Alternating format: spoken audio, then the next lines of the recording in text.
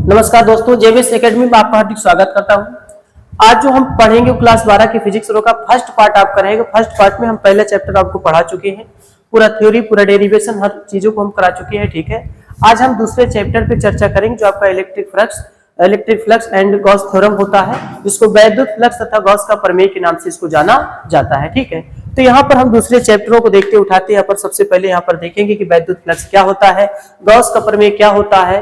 तो ये आगे क्वेश्चनों को यहाँ पर हम देखते हैं। ठीक है, तो सबसे पहले यहाँ पर दोस्त आपको देखिएगा चैप्टर है कि वैद्युत फ्लक्स तथा गॉस का प्रमेय, इलेक्ट्रिक फ्लक्स एंड गॉस क्या होता है, थ्योरम होता है।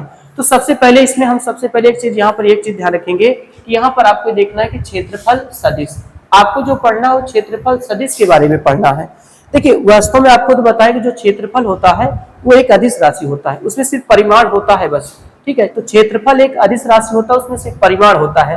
लेकिन क्या करेंगे यहाँ पर हम कि अब हम क्षेत्रफल को यहाँ पर सदिश बना के चलेंगे, आपको समझाएंगे कि क्षेत्रफल को हम कैसे सदिश बनाते हैं। ठीक है, तो सबसे पहले यहाँ पर देखते हैं कि क्षेत्रफल सदिश होता क्या, कि क्षेत्रफल किसी भी चीज को सदिश बनाया कैसे जाता है। ठीक है, तो उससे पहले आपको बता दें कि जो फार्मूला होता है, जैसे आपने कभी एकांक को सदिश पढ़ा होगा, इकाई सदिश पढ़ा होगा, हाँ, तो वहां पर अगर देखेंगे जैसे इकाई सदिश यानी उसको हम ए कैप से लिखते हैं। ए कैप बराबर वेक्टर ए बटा मॉडुलस वेक्टर क्या होता है, ए होता है। ठीक है, तो ए कैप को हम यहाँ पर एकांक सदिश कहते हैं। एकांक सदिश बराबर सदिश ए बटे सदिश ए का क्या होता है, परिमाण होता है। सदिश यहाँ पर देखिएगा, सदिश आपका ये क्या रहेगा, ए, और बटे सदिश ए का क्या रहेगा, परिमाण रहेगा। सदिश ए का परिमाण होता है। ठीक है, सदिश ए बटे सदिश ए का क्या होता है, परिमाण होता है। या इसी को दोस्त आप ऐसे भी लिख सकते हैं, ए कैप बराबर वेक्टर ए बटे सिर्फ क्या लिख सकते हैं आप, ए लिखा जा सकता है। ठीक है, तो देखिए अगर चाहे मॉडुलस वेक्टर ए लिखें, देखिए मापांक वेक्टर ए लिखें, चाहे मॉडुलस वेक्टर ए कहें, आप उसी चीज को आप सिर्फ ए से भी डिनोट कर सकते हो। ठीक है, उसका परिमाण ही होता है। अगर आप इसमें गुणा कर देंगे तो आपने देखा कि ए बराबर ए इंटू क्या आ जाता है, ए कैप आ जाता है, ए इंटू ए कैप आ जाता है। ठीक है, देखिए तो यहाँ पर आपने देखा कि ए इंटू ए कैप हमें क्या बताता है, दिशा का ज्ञान कराता है, और ये हमें किसको बताएगा, परिमाण को बताएगा। ठीक है, तो जहां पर परिमाण और दिशा दोनों होता है वह राशि क्या बन जाता है दोस्त, उसको हम क्या कहते हैं, सदिश के नाम से जाना जाता है। ठीक है, तो परिमाण और दिशा दोनों हो जाए तो उसको हम क्या कहते हैं, सदिश कहते हैं। तो आज हम ये समझेंगे कि क्षेत्रफल एक अदिश राशि होने के बावजूद भी उसको हम कैसे सदिश बना देते हैं। तो आज हम समझते हैं कि सदिश कैसे, क्षेत्रफल को सदिश बनाया जाएगा। तो यहाँ पर देखिएगा हमने, अच्छा उससे पहले आपको बता दें कि हमने ये बताया कि कोई भी वस्तु को अगर आपको सदिश बनाना होगा तो परिमाण के साथ साथ अगर उसमें दिशा से गुणा करा दिया जाता है तो वह उसका क्या हो जाता है, क्षेत्रफल सदिश, यानी वो क्या बन जाता है, सदिश के रूप में बन जाता है। जैसे यहाँ पर ए लिखा है इंटू वेक्टर क्या लिखा है, ए कैप लिखा है, तो आपने ये देखा कि ए इंटू ए कैप, ये तो ए आपका दोस्त यहाँ पर परिमाण है, परिमाण। ठीक है, जैसे आपने 2 kg की बात की, 2 kg आपका क्या होता है, परिमाण होता है। 2 मीटर की बात की, 2 मीटर आपका क्या होता है, परिमाण होता है। ठीक है, तो आपने देखा परिमाण के साथ आपने दिशा से गुणा करा दिया तो यह राशि किसमें बन जाता है, सदिश में बन जाता है। किस तरीके से हम इनको सदिश में यहाँ पर समझते हैं। ठीक है, चलिए तो आज हम क्षेत्रफल को देखते हैं कैसे सदिश बन जाता है। तो यहाँ पर देखेंगे, सबसे पहले हमने कहा कि किसी समतलीय क्षेत्रफल ए में परिमाण के साथ साथ जब एकांक दिशा से गुणा किया जाता है तो वह क्षेत्रफल सदिश कहलाता है। कोई भी परिमाण हो, परिमाण में जब एकांक सदिश से गुणा कर दिया जाता है तो वह आपका क्या बन जाता है, एक सदिश राशि बन जाता है। ठीक है, जैसे मान लेते हैं कि आपके पास कोई एक सतह है। ठीक है, ये आपका सतह है जिसका क्षेत्रफल कितना है दोस्त, ए है। ठीक है, ये कोई सतह है, ऐसे वृत्ताकार कोई सतह है जिसका क्षेत्रफल कितना है, ए मैंने माना। इस क्षेत्रफल से अगर आप दिशा देखना चाहेंगे तो लंबवत दिशा कहां पर होगा, बाहर की ओर होता है, जिसको हम किससे लिखते हैं, एन कैप से लिखा जाता है। ठीक है, इसको हम एन कैप से लिखेंगे। तो बताइए ये आपका क्षेत्रफल था, तो क्षेत्रफल के पास सिर्फ परिमाण ही था जिसको हमने ए से लिखा था। ठीक है, आप कहीं कहीं किताब में देखेंगे यस से भी डिनोट किया जाता है, लेकिन हमने यहाँ पर किससे लिखा है, ए से लिखा है। अब कोई भी सतह से अगर लंबवत कोई चीज देखा जाता है तो वह आप देखेंगे, जैसे यहाँ पर आपको एकांक दिशा चाहिए जिसको हम एरिया वेक्टर के नाम से जानेंगे कि एरिया वेक्टर कहाँ से प्राप्त होता है। जैसे आपके पास कोई सतह हो, जैसे देखिए मान लेते हैं कि आपके पास यहाँ पर कोई सतह है, ठीक है। अब इस सतह से आपका कहा जाए इसका एरिया वेक्टर बताइए, यानी एरिया वेक्टर का मतलब होता है कोई सतह हो और सतह से लंबवत ऊपर की ओर खींची गई जो दिशा होती है वही आपका क्या होता है, एरिया वेक्टर होता है। कोई भी सतह हो, जैसा भी आप सतह लीजिए, जैसे आपका इस सतह है, इस सतह से लंबवत अगर ऊपर की ओर कोई दिशा होती है, जैसे यहाँ पर ये आपका ऐसे रखा हुआ है, ये लंबवत कहाँ जा रहा है, ऊपर की ओर जा रहा है, ठीक है। लंबवत ऊपर की ओर जाएगा, इसके लिए आप देखेंगे कि यहाँ पर आपके पास जो वेक्टर ए होगा दोस्त, आप देखेंगे कि a इंटू क्या आ जाएगा, एन कैप आ जाता है, ठीक है।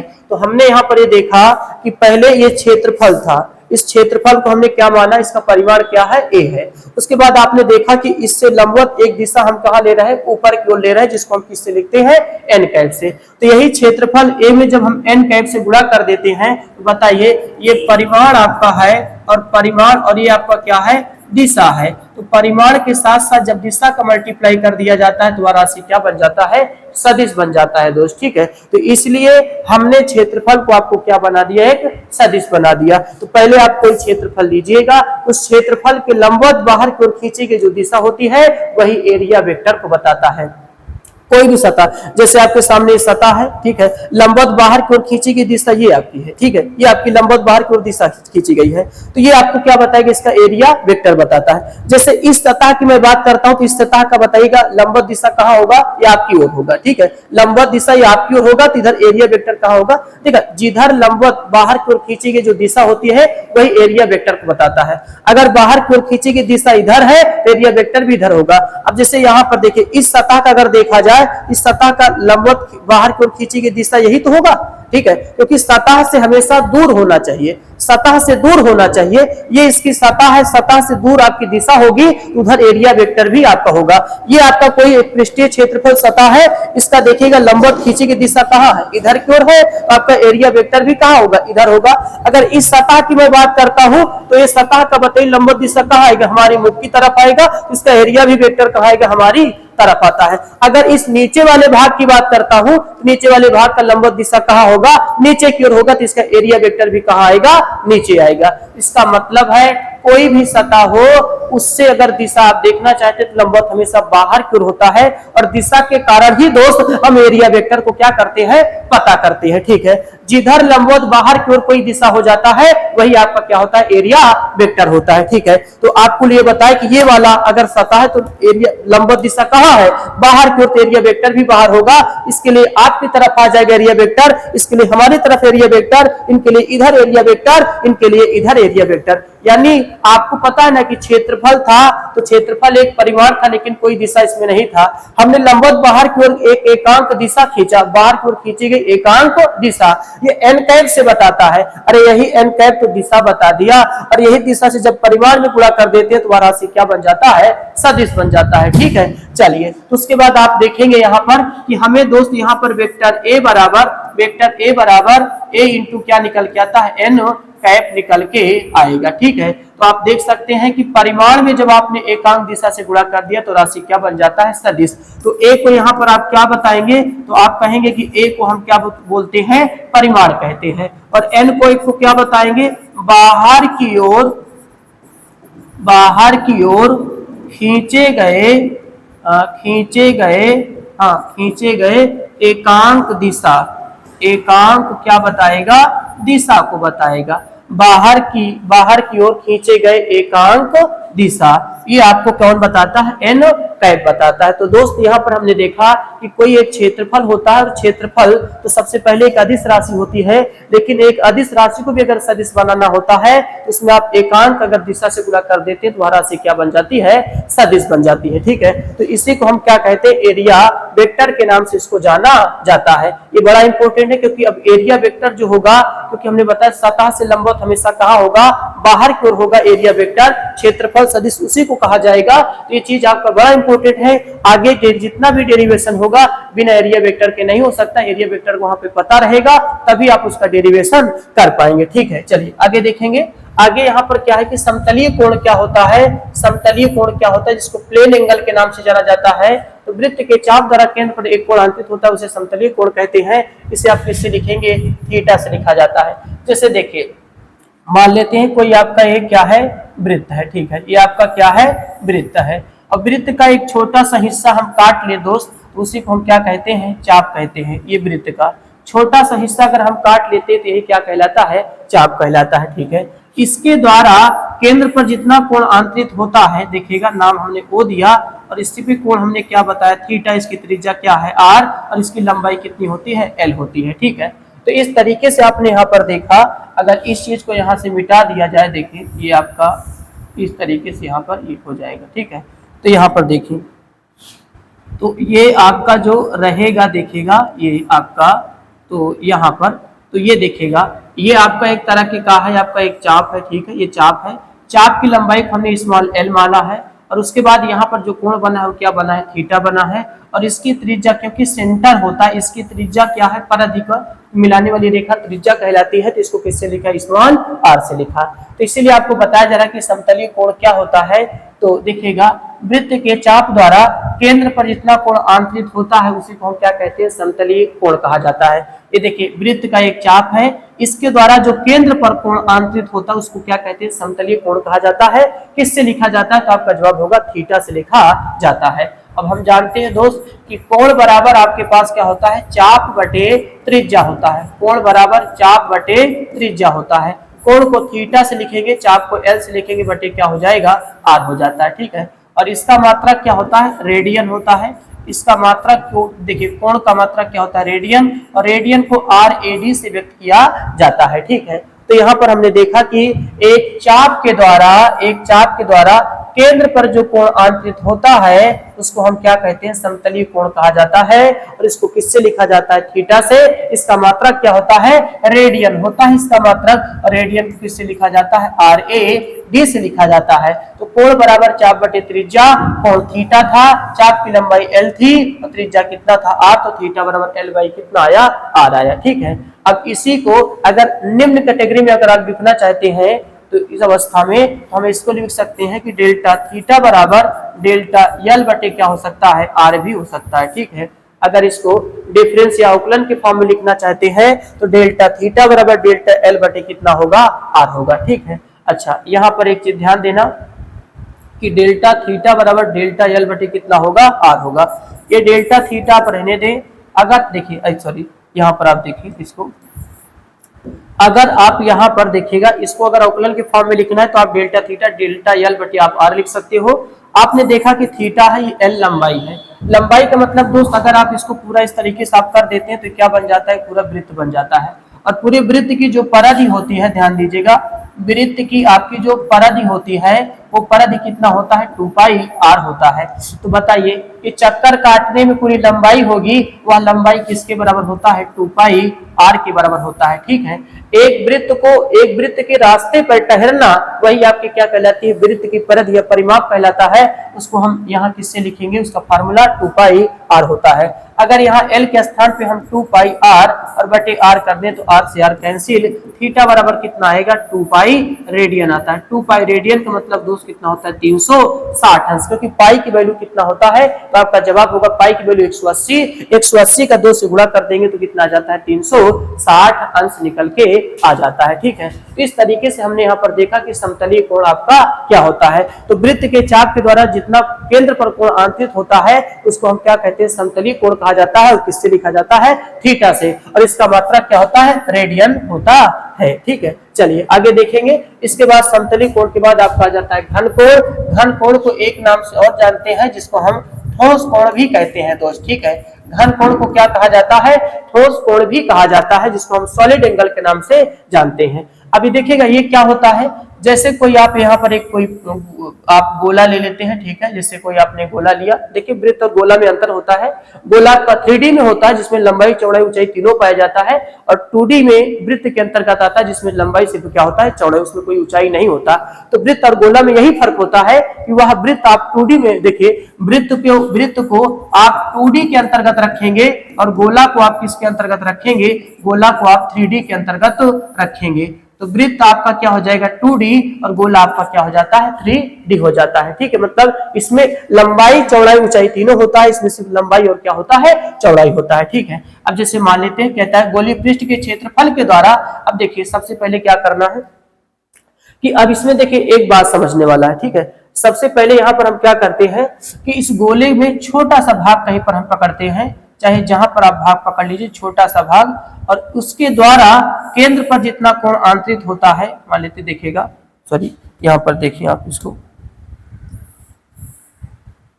देखिए, अगर आप इसके द्वारा केंद्र पर जितना कोण आंतरित होता है, ये आपका केंद्र त्रिज्या क्या है r, तो ये आपका छोटा सा भाग है। ठीक है, ये त्रिज्या इसका क्या हो जाएगा d ओमेगा हो जाता है, और यहाँ पर क्या हो जाएगा d हो जाता है। ठीक है, तो ध्यान से देखिएगा, इस पूरे वृत्त में हमने एक छोटा सा खंड पकड़ा, छोटा सा अल्पांश खंड पकड़ा है, बहुत बड़ा खंड नहीं, जैसे आप सुई का नोक समझिए वैसा ही हमने यहाँ पर एक छोटा सा खंड पकड़ा है।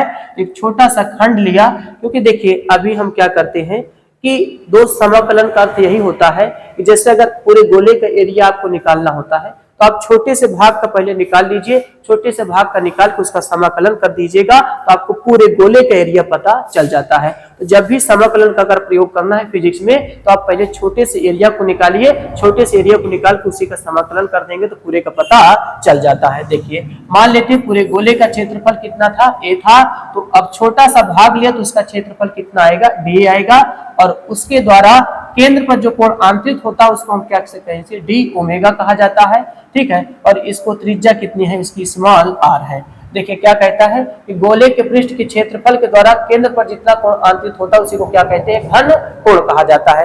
ये पृष्ठीय गोले के पृष्ठीय क्षेत्रफल द्वारा केंद्र पर जितना कोण आंतरित होता है उसी को क्या कहते हैं, घन कोण कहा जाता है। उसको किससे लिखा जाता है, ओमेगा से लिखा जाता है, लेकिन यहाँ छोटा फॉर्म है तो क्या होगा, डी ओमेगा होगा। देखिए गोलीय पृष्ठ के क्षेत्रफल के द्वारा जो केंद्र पर कोण आंतरित होता है उसे घन कोण कहते हैं, और इसको हम किससे लिखते हैं, ओमेगा से लिखा जाता है। ठीक है, घन कोण को दोस्त ओमेगा से लिखा जाता है। इसका मात्रक स्टेरेडियन होता है, स्टेरेडियन किससे लिखा जाता है, एस आर से लिखा जाता है। ठीक है, तो यानी गोले के छोटे से क्षेत्रफल के द्वारा, गोले के छोटे से क्षेत्रफल के द्वारा केंद्र पर जितना कोण आंतरित होता है उसी को हम क्या कहते हैं, घन कोण कहते हैं। और घन कोण किससे लिखा जाता है, ओमेगा से, लेकिन क्षेत्रफल छोटा है तो इसलिए हमने कोण भी क्या लिया, छोटा लिया। ठीक है, वास्तव में ओमेगा बराबर दोस्त आपके पास a बटा कितना होता है, आर स्क्वायर होता है। ओमेगा बराबर a बटा आर स्क्वायर होता है। ठीक है, यहाँ पर, और इसका मात्रक आप देखेंगे, देखिए क्षेत्रफल का मीटर स्क्वायर, इसका भी मीटर कट जाएगा तो सीधा क्या बचता है, स्टेरेडियन। इसका मात्रक स्टेरेडियन होता है।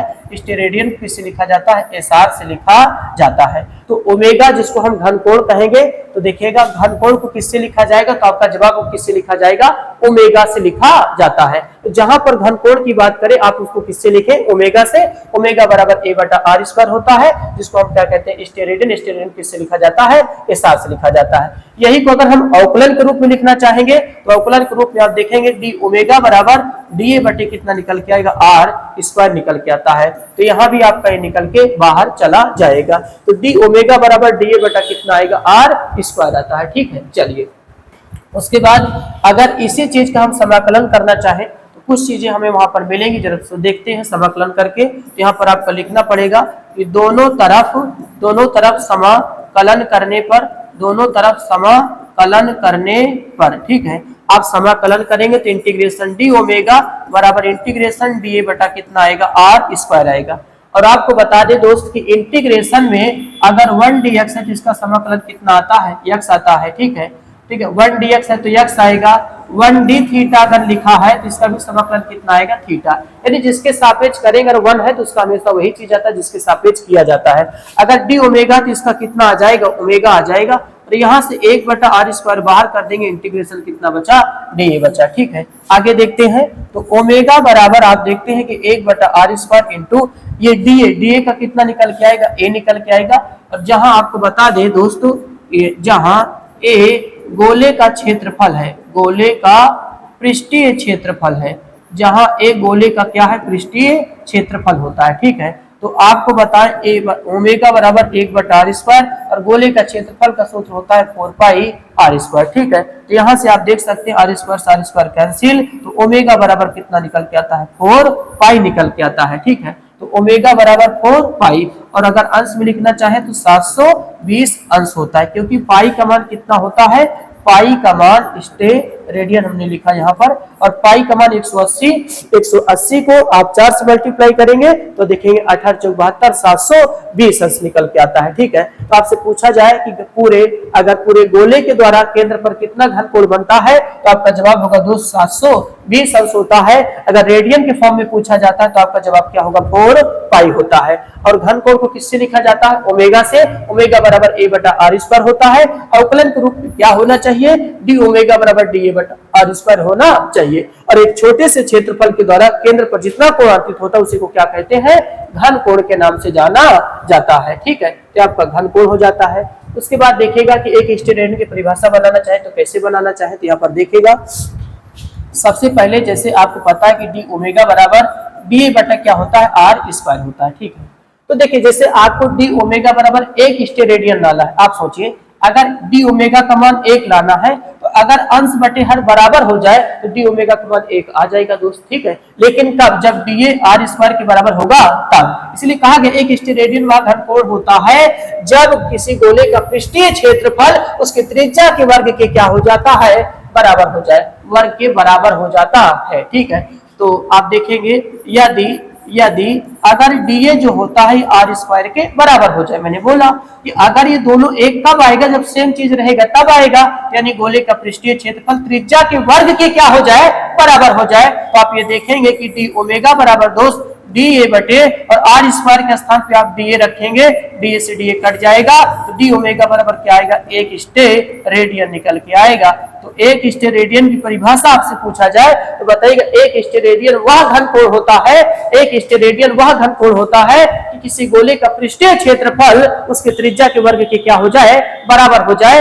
यानी गोले का पृष्ठीय क्षेत्रफल अगर त्रिज्या के वर्ग के बराबर हो जाता है तो दोनों बराबर होकर कट के क्या दे देगा, डी ओमेगा बराबर 1 स्टेरेडियन देता है। ठीक है, तो 1 स्टेरेडियन वह घनकोण होता है जो किसी गोले का पृष्ठीय क्षेत्रफल त्रिज्या के वर्ग के क्या होता है, बराबर होता है। उसे आप क्या कहते हैं, 1 स्टेरेडियन कहते हैं। ये 1 स्टेरेडियन की क्या हो जाती है, परिभाषा यहाँ पर हो जाती है। ठीक है, ये आपका 1 स्टेरेडियन हो जाता है। अब यहाँ पर दोस्त आता है कि वैद्युत फ्लक्स क्या होता है, जिसको इलेक्ट्रिक फ्लक्स कहते हैं।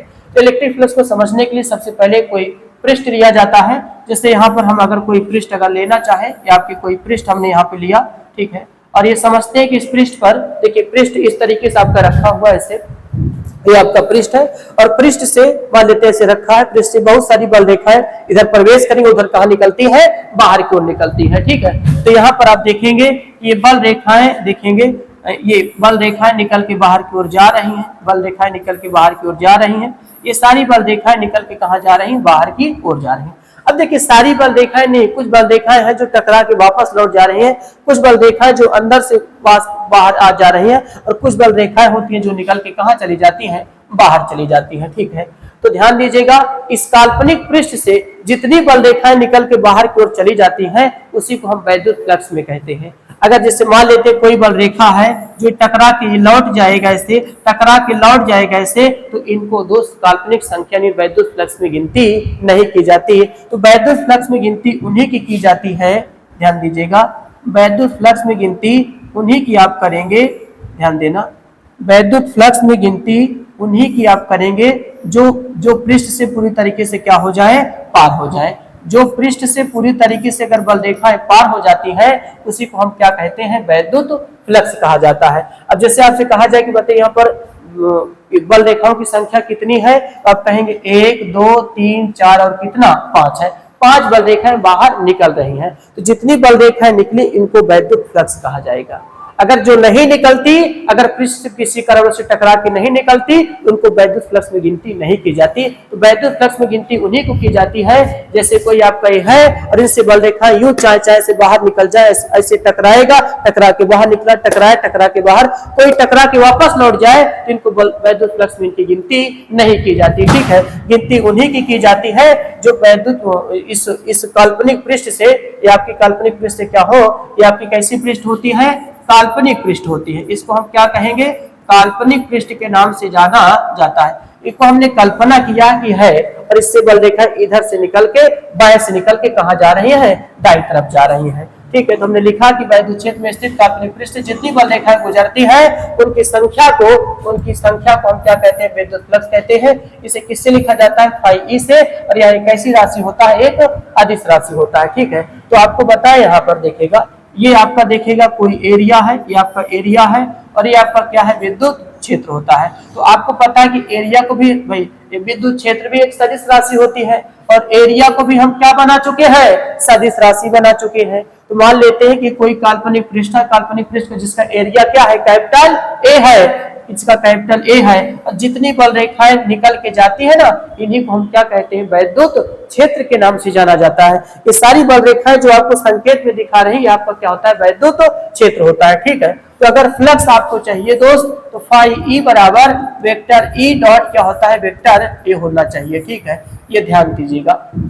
एक तरीका और होता है कि वैद्युत क्षेत्र और एरिया वेक्टर के अदिश गुणनफल को ही हम क्या कहते हैं, वैद्युत फ्लक्स कहा जाता है। एरिया वेक्टर और एरिया वेक्टर, ध्यान दीजिएगा, वैद्युत क्षेत्र और एरिया वेक्टर के अदिश गुणनफल को हम क्या कहते हैं, वैद्युत फ्लक्स कहा जाता है। और आपको पता है कि दो सदिशों का अदिश गुणनफल कभी भी होता है तो वह हमेशा अदिश ही निकलता है, कभी सदिश नहीं निकलता। इसलिए फ्लक्स कैसी राशि यहाँ पर है, एक अदिश राशि माना जाता है, क्योंकि दो सदिशों का अदिश गुणन, डॉट प्रोडक्ट है अदिश गुणन, दो सदिशों का अदिश गुणनफल दोस्त हमेशा क्या निकल के आता है, अदिश ही निकल के आता है। ठीक है, हमने आपको बताया था कि अगर vector A dot vector B रहे, अगर डॉट लगाए तो ए बी कॉस थीटा निकल के आता है। वेक्टर ए क्रॉस अगर वेक्टर बी रहे तो क्या निकल के आता है, ए बी साइन थीटा, और साथ में एन कैप आता है। ठीक है, ये होता है। तो डॉट अदिश होता है, क्रॉस क्या होता है, सदिश होता है। क्रॉस में A B sine theta n cap आएगा निकल के, और यहाँ पर ए डॉट बी की बात करते हैं तो ए बी कॉस थीटा निकल के आता है। तो इस चीज को हम ऐसा भी तो कह सकते हैं, फाई ई बराबर ये कॉस थीटा आपका यहाँ से निकल के आएगा। ठीक है, ये कॉस थीटा निकल के आएगा, ये आपका फ्लक्स होता है। ठीक है, ये आपका क्या होगा, फ्लक्स होता है। हमने कहा कि कोई भी काल्पनिक पृष्ठ से जितनी बल रेखाएं निकलती हैं उनकी संख्या को हम वैद्युत फ्लक्स कहते हैं। एक बात इसे बता सकते हो, और दूसरी बात आपको बताना पड़ेगा कि भैया वैद्युत क्षेत्र और एरिया वेक्टर के अदिश गुणनफल को हम क्या कहते हैं, वैद्युत फ्लक्स यहाँ पर कहा जाता है। तो एरिया वेक्टर हो, वैद्युत क्षेत्र हो, इनके गुणनफल को, अदिश गुणनफल को हम क्या कहते हैं, वैद्युत फ्लक्स कहते हैं। ठीक है, चलिए देखते हैं, इसको हम प्रूव करके भी आपको दिखा सकते हैं। कैसे दिखाएंगे जरा देखिएगा। इस भाई ये तो बड़ा पृष्ठ है, सबसे पहले हम एक छोटा पृष्ठ लेंगे। जैसे आपका देखिएगा ये आपका पृष्ठ है, तो ये पृष्ठ है, तो इसमें हम क्या करते हैं, एक छोटा सा एरिया यहाँ पर ऐसे चुनते हैं। ठीक है, अगर छोटा सा एरिया चुनेंगे तो बताइए बल रेखा ऐसे है, मान लेते ऐसे आपका पृष्ठ है, बल रेखा ऐसे चाय चाय निकल के आपकी ओर जा रही है। ठीक है, और आप यहाँ पर देखिए बल रेखा इधर की ओर जा रहा है, और यहाँ पर आप एक छोटा सा क्या ले लेंगे, पृष्ठ। तो इस पृष्ठ का एरिया वेक्टर किधर होगा, तो बोलेंगे साहब एरिया वेक्टर क्या होता है कि बाहर की ओर खींची गई दिशा। तो आप कहेंगे साहब बाहर की ओर यही तो दिशा जाएगी, और जिधर दिशा होती है उधर क्या होता है दोस्त, एरिया वेक्टर होता है। तो अगर यहाँ पर छोटा सा, अगर आप एक छोटा सा खंड लेंगे तो इसका एरिया वेक्टर कहाँ होगा, ऐसा, ये ऐसे ही रखा गया है, ऐसे रखा गया है, इसका एरिया वेक्टर कहाँ होगा, इधर की ओर होगा। अगर आप यहाँ पर एक छोटा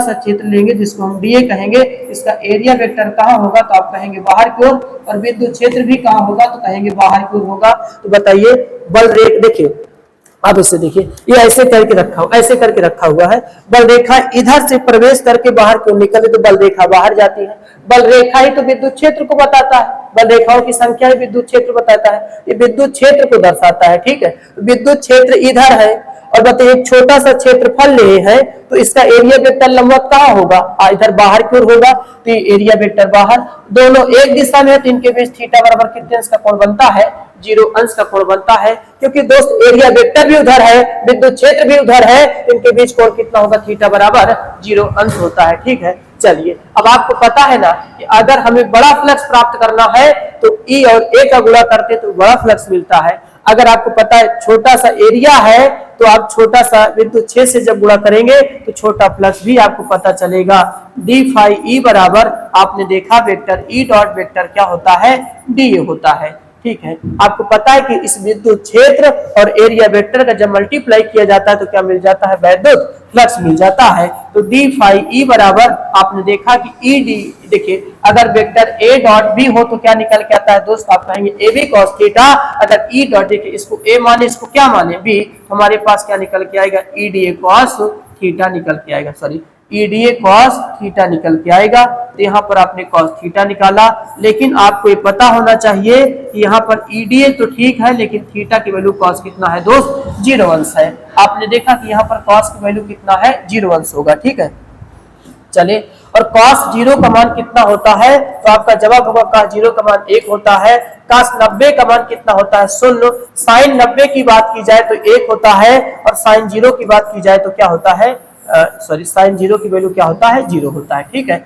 cos 0 का मान 1, cos 90 का मान 0, sin 90 का मान 1, sin 0 का मान क्या होता है, 0। तो cos 0 का मान यहाँ पर आपके पास कितना हो जाएगा, तो आपका जवाब होगा क्या हो जाएगा, ई डी हो जाएगा, ठीक है। तो अब क्या करते हैं, इसका आप दोनों तरफ क्या करते हैं, समाकलन करते हैं। दोनों तरफ समाकलन करने पर, समाकलन करने पर, तो समाकलन आप करेंगे तो यहाँ पर एक बंद पृष्ठ के साथ करते हैं। आपके पास डी फाई ई बराबर बंद पृष्ठ और आपके पास क्या आ जाएगा, ई डी आ जाएगा। बंद पृष्ठ का मतलब लगा देने से होता है, देखिए बंद पृष्ठ का समाकलन कहलाएगा, इसको हम बंद पृष्ठ का समाकलन कहते हैं, ठीक है।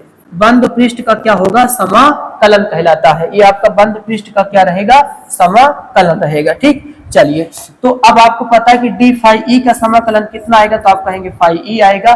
ई को बाहर कर देंगे तो आपके पास कितना बचा, डी ए, और डी ए का कितना निकल के आता है, तो आप कहेंगे ई इंटू ए निकल के आता है, ठीक है। तो फाई बराबर क्या होता है, देखिए डी ए का समाकलन क्या आएगा, ए, तो फाई ई बराबर कितना आएगा, ई इंटू क्या आएगा, ए आएगा, ठीक है। इस तरीके से यहाँ पर हम इसकी चीज निकाल सकते हैं, ठीक है। चलिए आगे देखते हैं। आगे ये देखेंगे, यहाँ पर आपको समझाएंगे कि जैसे फाई ई बराबर ई डॉट ए लिखा है, तो अब हम क्या करेंगे कि हम वैद्युत फ्लक्स का मात्रक भी आपको निकाल के दिखाएंगे, ठीक है। चलिए, अगर हम वैद्युत फ्लक्स का देखिए, वैद्युत फ्लक्स का यहाँ पर क्या है, मात्रक और क्या है, विमा, ये दोनों यहाँ पर आपको यहाँ पर निकाल के दिखाएंगे कि फ्लक्स का मात्रक और क्या विमा क्या होता है। तो देखिए, अगर मात्रक और विमा की बात करते हैं तो आपको पता है कि फाई ई बराबर ई डॉट क्या होता है, ए होता है। चलिए निकाल के दिखाते हैं। तो फाई ई बराबर, देखिए ई की वैल्यू, ई बराबर क्या होता है, एफ बटा क्यू नॉट, और यहाँ पर ए आप रहने दें। तो यहाँ से देखेंगे फाई ई बराबर, ये बल का मात्रक क्या होता है, तो आपका जवाब होगा न्यूटन होता है,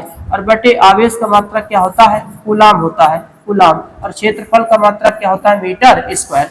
ध्यान दे दोस्त, E बराबर एफ बटा क्यू नॉट आपको बताया है, ये बल का मात्रक न्यूटन होगा, आवेश का मात्रक कूलाम, क्षेत्रफल का मीटर स्क्वायर होगा। तो फ्लक्स E बराबर आप देखेंगे कि इसको अगर इंग्लिश में लिखना चाहे तो न्यूटन मीटर स्क्वायर प्रति क्या होगा, कूलाम होगा। ये इसका मात्रक हो जाता है, न्यूटन मीटर स्क्वायर प्रति क्या होगा, कूलाम होगा। तो अगर आपसे कहा जाए कि वैद्युत फ्लक्स का मात्रक बताइए, तो आपका बताना होगा एमकेएस पद्धति में न्यूटन मीटर स्क्वायर प्रति कूलाम होता है।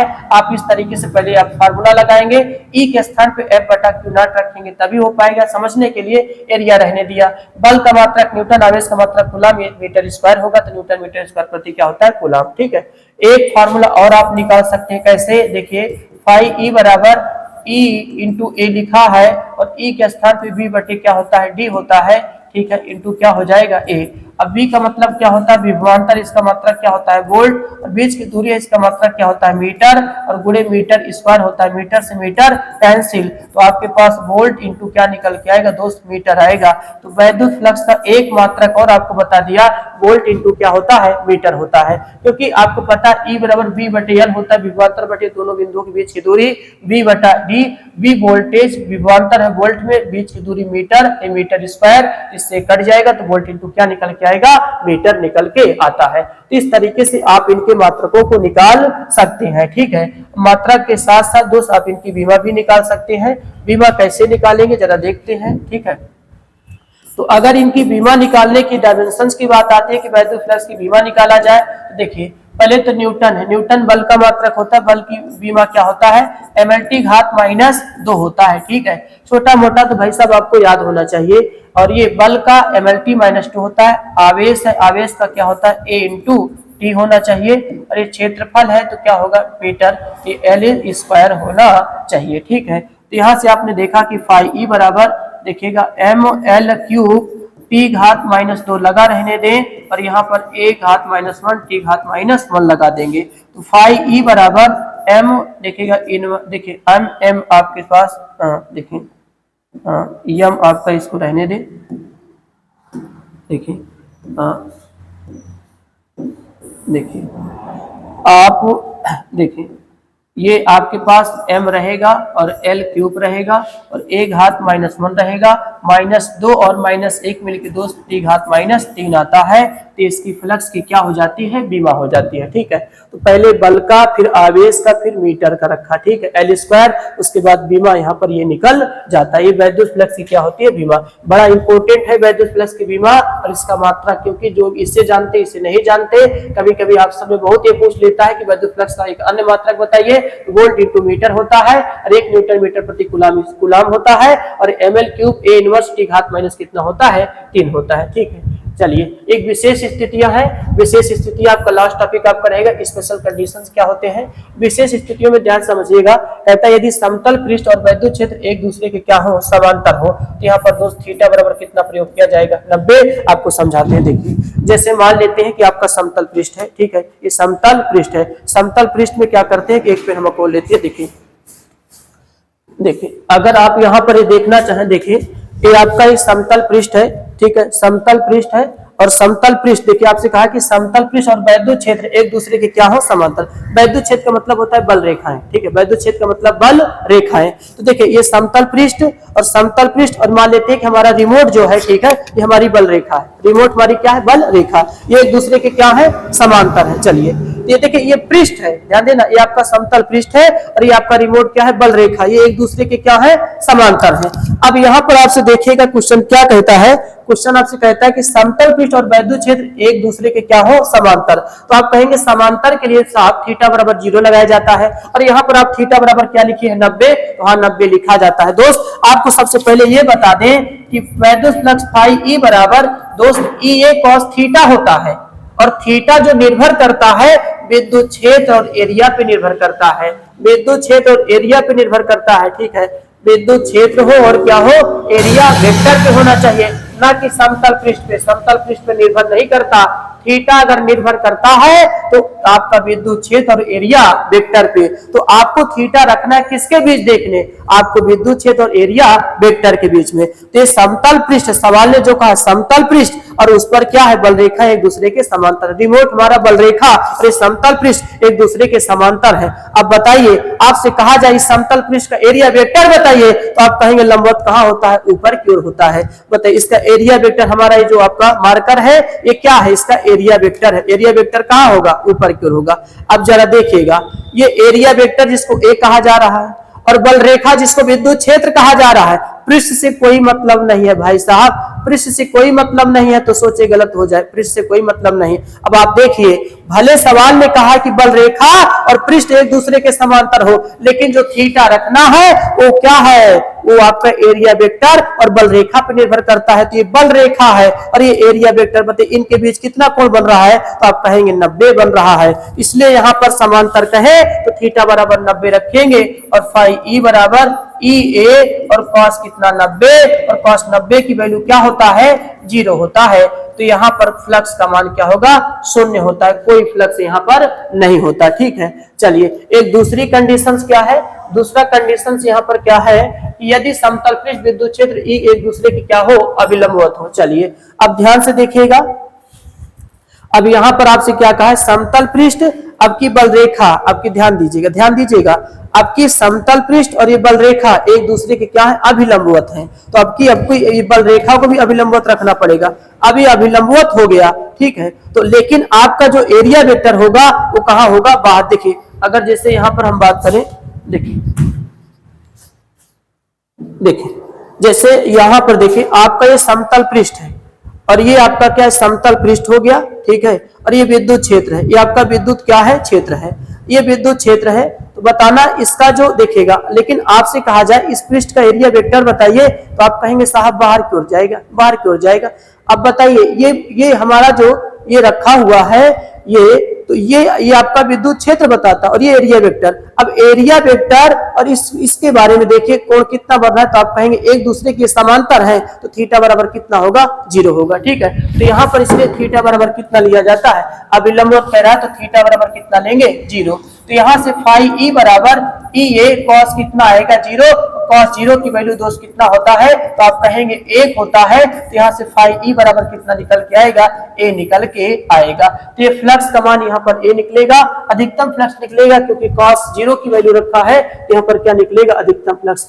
देखिए ध्यान दीजिएगा, जब बल रेखाएं पृष्ठ में प्रवेश करें तो फाई ऋणात्मक होगा, सही बात है, और जब निकलेगा तो क्या होता है, धनात्मक होता है। ठीक है, चलिए इसको समझाते हैं हम। चलिए यहाँ पर देखिएगा, सबसे पहले अगर यहाँ पर बताएं कि यहाँ पर ध्यान दीजिए कि जैसे कोई पृष्ठ होता है दोस्त, मान लेते हैं आपकी क्या है, कोई पृष्ठ है। ठीक है, ये आपका पृष्ठ है।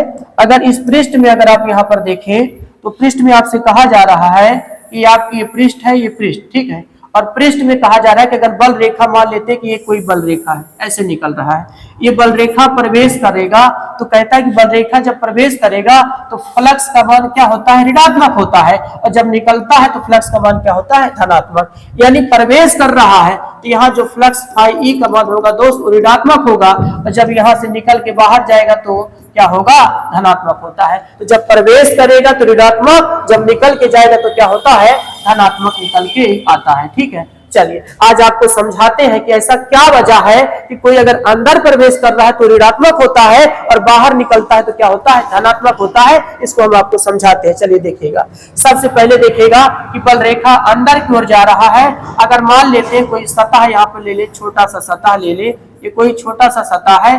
देखिए सतह ऐसे है, इसका एरिया वेक्टर कहाँ होगा, हमारी तरफ होगा, इसका एरिया वेक्टर है, ये एरिया क्या है, वेक्टर है, और यहाँ ये क्या है, बल रेखा।